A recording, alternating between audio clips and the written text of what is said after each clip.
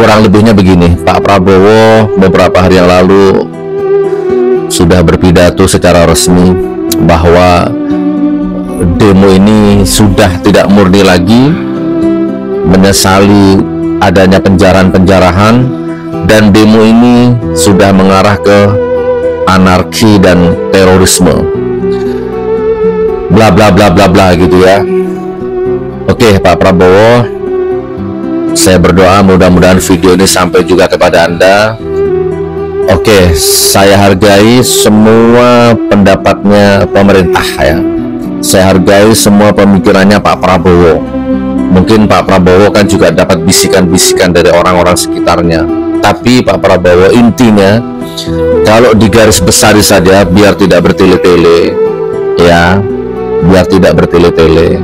Masalah di Indonesia ini, detik ini, chaos, rusak, rusuh, anarki, apalah ya, buruk dampaknya di mata dunia. Itu intinya adalah kedoliman, pengkhianatan ya, korupsi, kolusi, nepotis ya, bobroknya sebuah rezim 10 tahun yang lalu. Itu intinya Pak Prabowo.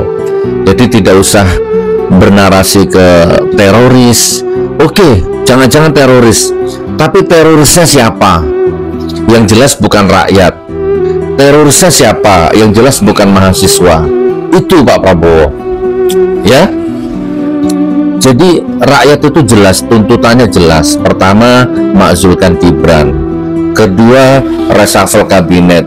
Bersihkan kabinetmu dari sisa-sisa rezim busuk 10 tahun yang lalu.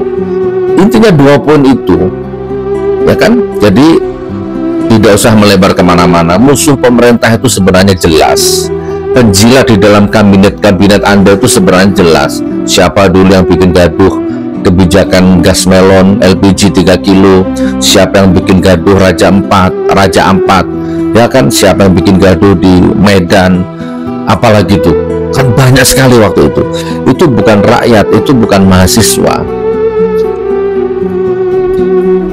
Reshuffle kabinet, bersihkan orang-orang mantan sisa rezim busuk 10 tahun yang lalu, dan juga bersihkan diri. Kan sekarang masih ada bercokol di situ ya kan, pion-pion ya, atau kuda-kuda, atau benteng-benteng, atau menteri-menteri peninggalan dari rezim 10 tahun yang lalu, rezim busuk, rezim laknatullah.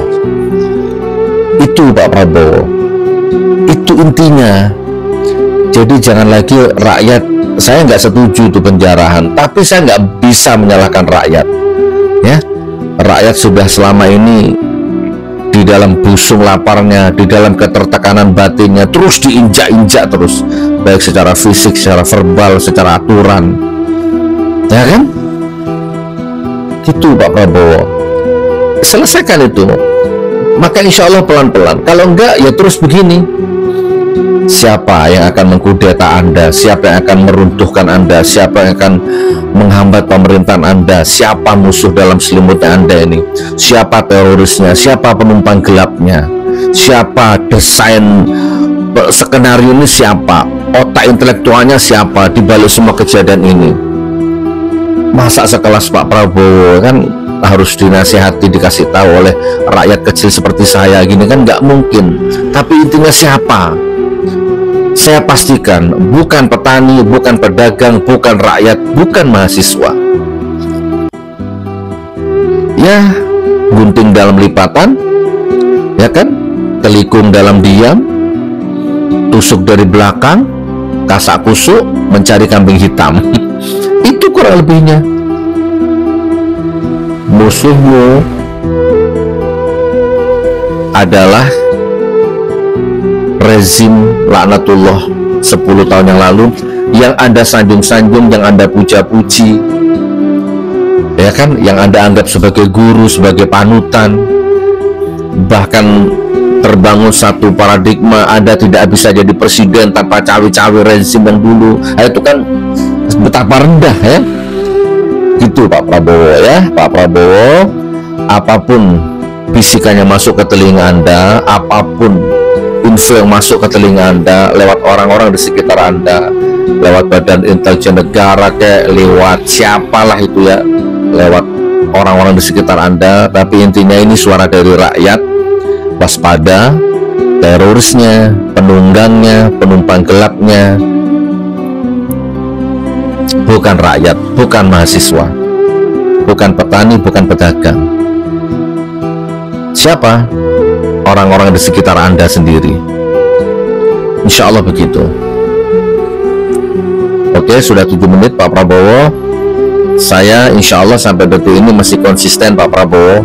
Saya lebih baik hidup miskin daripada hidup kaya banyak duit tapi menjilat ya, ngemis-ngemis cari muka ke penguasa, ke pejabat, apalagi ke rezim lanatullah. Sekali lagi Pak Prabowo, kita pernah ketemu satu panggung ya kan, saya pernah ke rumahnya Anda, tapi sampai detik ini saya belum pernah menjilat kepada Anda, saya belum pernah cari muka di depan Anda, bahkan saya belum pernah foto dengan Anda walaupun kita pernah satu panggung, kita pernah satu hotel di Lor In Solo. Saya nggak pernah foto sama Anda, saya nggak pernah bungkuk-bungkuk wajah di depan Anda. Jadi apa yang saya katakan ini insya Allah tulus dari hati yang paling dalam. Dan saya orang yang dipenjara oleh rezim terkutuk 10 tahun yang lalu. Saya melawan rezim itu, saudara Pak Prabowo ya, di saat rezim itu berkuasa. Saya melawan itu, tiada hari tanpa kritis pedas. Akhirnya saya betul-betul didolimi, diintimidasi, Masya Allah, dipersekusi. Tuh, kurang lebih seperti itu. Jadi kalau saya ngomong seperti ini nih, saya tulus. Nah sekarang kalau seandainya Pak Prabowo misalkan melenceng, maka saya pun juga dengan tulus saya akan marah dan mengkritik kepada sampean Pak Prabowo. Ini masukan dari saya. Jadi jangan pernah menuduh rakyat penunggang, penumpang gelapnya, terorisnya. Jangan pernah menganggap mahasiswa atau rakyat ya yang mengacaukan negara ini. Yang mengacaukan negara ini adalah koruptor, menteri ya, peninggalan rezim terkutuk 10 tahun yang lalu yang sekarang masih bercokol di dalam kabinetnya Anda. Itu intinya. Pun perkara itu halte dibakar, rumah dijarah, ya sudah, itu konsekuensi daripada ketidakbenaran, ketidakberesan, distrust ya, kesenjangan yang begitu menganga di antara rakyat dan penguasanya. Assalamualaikum warahmatullahi wabarakatuh.